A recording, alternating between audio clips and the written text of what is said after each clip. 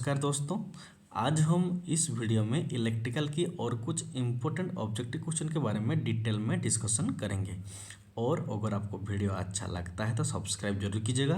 तो देखो आज का पहला क्वेश्चन शुरू करते हैं। पहला क्वेश्चन देखो, what is the SI unit of luminous intensity.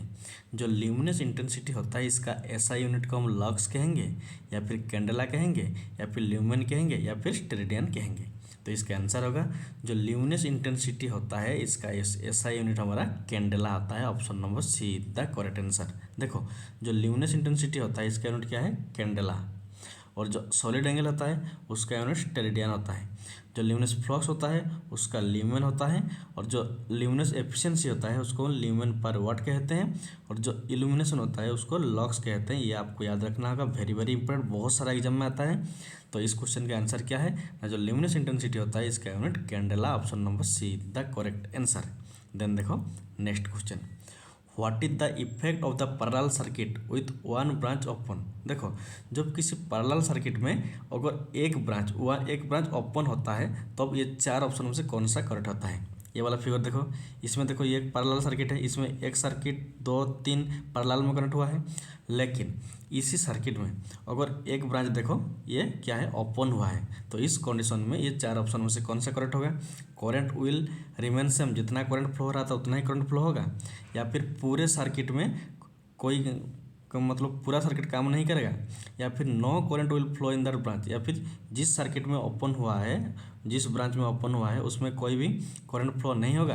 या फिर voltage drop increase in the open circuit, या फिर जिस सर्किट में जिस ब्रांच ओपन हुआ है उसमें वोल्टेज ड्रॉप इंक्रीज हो जाएगा। तो इसका आंसर होगा जब एक पैरेलल सर्किट में जिस ब्रांच ओपन होता है उसमें क्या होगा ना, कोई भी करंट फ्लो नहीं होगा। तो ऑप्शन नंबर सी होगा इसका करेक्ट आंसर। देन देखो next question, how the creeping error is control in energy meter. जो एनर्जी मीटर होता है जिसको हम घर में क्या करते हैं ना, कितना एनर्जी कंजप्शन होता है जिसके लिए जिस मीटर का यूज करते हैं वो होता है एनर्जी मीटर, उसको हम वाट आवर मीटर भी कहते हैं। और ये जो वाट आवर मीटर होता है इसमें जब क्रीपिंग होता है उसको कंट्रोल करने के लिए ये चार में से हम कौन सा ऑप्शन को यूज करते हैं। तो देखो पहले क्रीपिंग क्या होता है। देखो जो घर में जो एनर्जी मीटर या फिर वाट आवर मीटर होता है उसमें डिस्क लगा हुआ होता है। ये क्या होता है ना, घर में जब हम कोई एनर्जी यूज करते हैं, कुछ हीटर या फिर कुछ हीटर या रेफ्रिजरेटर जो भी यूज करते हैं उस टाइम क्या होता है ना, ये रोटेट करता है। लेकिन जब क्या होता है ना, कोई भी लोड नहीं रहता फिर भी ये रोटेट करता है, घूमता है, उसको हम क्या कहते हैं, क्रीपिंग कहते हैं। और ये जो क्रीपिंग होता है इसको कंट्रोल करने के लिए हम क्या करेंगे ना, by drilling 2 hole diametrically opposite on the disc. ये जो डिस्क है इसकी ऑपोजिट डायरेक्शन में 2 होल करना पड़ता है, जिससे क्या होता है ये जो क्रीपिंग एरर होता है ये हमें कंट्रोल हो जाता है। तो ऑप्शन नंबर डी होगा correct answer. Very very important question. Then देखो next question, which meter is use to measure revolution per minute of a motor. देखो ये मान लो एक मोटर है, रिवोल्यूशन पर मिनट मतलब क्या होता है, ये 1 मिनट में कितना बार घूम रहा है। इसको अगर हम कहेंगे तो इसका स्पीड कितना है यही पूछा गया है। तो देखो किसी भी मोटर का जो स्पीड होता है या फिर रिवोल्यूशन पर मिनट होता है उसको हम ये चार में से किस में से मेजर करते हैं, मापते हैं। तो टेकोमीटर से या फिर एनर्जी मीटर से या फिर एम्पेयर आवर मीटर से या फिर सेंटर जीरो एमीटर से। तो इसका आंसर होगा रिवोल्यूशन पर मिनट या फिर स्पीड को मेजर करने के लिए हम टेकोमीटर का यूज करते हैं। ऑप्शन नंबर ए होगा इसका करेक्ट आंसर। ये वाला फिगर देखो ये होता है टेकोमीटर। देन देखो next question, what is the function of by metallic strip in MCB. जो एमसीबी जिसको हम कहते हैं मिनिएचर सर्किट ब्रेकर, ये जो एमसीबी होता है इसमें बाई मेटालिक स्ट्रिप लगा हुआ होता है।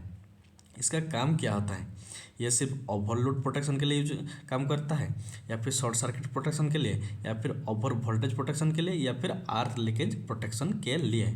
तो इसका आंसर होगा एमसीबी में जो बाई मेटालिक स्ट्रिप होता है उसका काम क्या होता है, वो सिर्फ ओवरलोड प्रोटेक्शन के लिए ये स्ट्रिप का यूज किया जाता है। तो ऑप्शन नंबर ए होगा इसका करेक्ट आंसर। तो ये बाई मेटालिक स्ट्रिप कैसे काम करता है, देखो मान लो ये हमारा एमसीबी है, उसके अंदर ये देखो बाई मेटल, ये होता है हमारा बाई मेटालिक स्ट्रिप। जब नॉर्मल करंट फ्लो होता है, कोई भी ओवरलोड नहीं रहता है, तब देखो करंट इधर से आता है, इधर से होकर इधर से होकर इधर आकर चला जाता है। लेकिन अगर ओवरलोड हो गया तो उस कंडीशन में क्या होता है, देखो जब ओवरलोड हो जाता है ये जो बाईमेटालिक स्ट्रिप है ये क्या होता है, थोड़ा बेंड हो जाता है, ये इधर से थोड़ा बेंड हो जाता है। देखो ये वाला फिगर देखो ये बेंड हो गया है। जब बेंड हो जाता है तो ये जो सामने ये है इसको भी थोड़ा बेंड कर देता है। अगर ये बेंड होगा तो क्या होगा, देखो अगर ये बेंड हो गया तो ये जो कनेक्शन था ये डिस्कनेक्ट हो गया, बीच में देखो इधर कनेक्ट था लेकिन इधर बीच में गैप आ गया। अगर गैप आ जाता है इधर तब क्या होगा ना, इधर भी गैप आएगा। अगर इधर भी गैप आ गया होता है तो देखो इधर करंट जा रहा था इधर से, लेकिन अगर इधर गैप आ जाएगा तो करंट और फ्लो नहीं होगा, जिससे क्या होगा ना, ये सर्किट को डिस्कनेक्ट करता है और सर्किट सेफ रहता है। तो इसीलिए देखो ये जो हमारा मेटालिक एमसीबी का जो बाईमेटालिक स्ट्रिप होता है वो हमारा इसी तरह ओवरलोड प्रोटेक्शन से सर्किट को प्रोटेक्ट करता है या फिर सर्किट को डिस्कनेक्ट करता है। तो ऑप्शन नंबर ए होगा इसका करेक्ट आंसर। देन देखो next question, what is the function of circuit breaker. एक सर्किट ब्रेकर का काम क्या होता है, वो making contact in normal condition में सर्किट को कांटेक्ट करता है, या फिर मेकिंग कॉन्टैक्ट ऑबनॉर्मल कंडीशन में कांटेक्ट करता है, या फिर ऑबनॉर्मल कंडीशन में ब्रेक करता है सर्किट को, या फिर ऑबनॉर्मल कंडीशन में फिजिकल ब्रेकिंग कॉन्टैक्ट करता है। तो इसका आंसर होगा, हम सब जानते हैं जो सर्किट ब्रेकर नाम से ही देखो ये सर्किट को ब्रेक करता है। कब करता है ना, जब कोई ऑबनॉर्मल कंडीशन होता है, चाहे वो ओवरलोड हो सकता है या फिर शॉर्ट सर्किट हो सकता है, किसी भी ऑबनॉर्मल कंडीशन में ये सर्किट को ऑटोमेटिकली ब्रेक करता है, इसलिए इसको क्या कहते हैं, सर्किट ब्रेकर कहते हैं।